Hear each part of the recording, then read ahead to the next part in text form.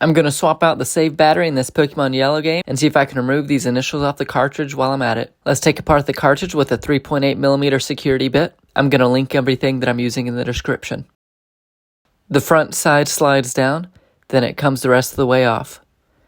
The internal battery is soldered to the board, so I'm going to remove it with my soldering iron.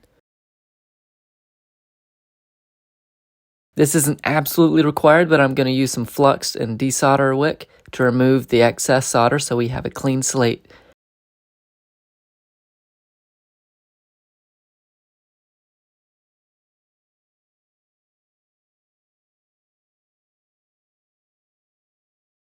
Now it's time for the new battery. It's a CR1616 battery with tabs on either side to mount it to the board. Next, I'm going to begin soldering the battery to the board, making sure the positive side of the battery goes to the positive side of the board.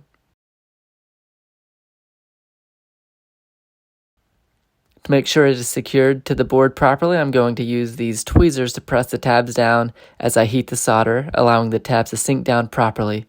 And then I hold the tweezers on the tabs until the solder solidifies before moving on.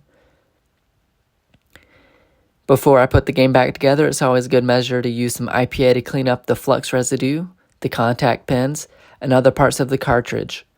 99% IPA is most ideal, but anything 70% or above is probably fine. But we need to see if this ink can be removed from the cartridge. Not too much seems to be happening with the IPA, so I'm going to use some Goo Gone. But it doesn't seem to be doing the trick either.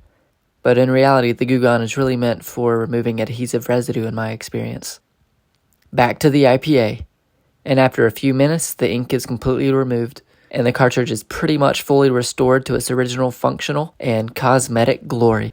Purchase your authentic Game Boy games at VetroGaming.com.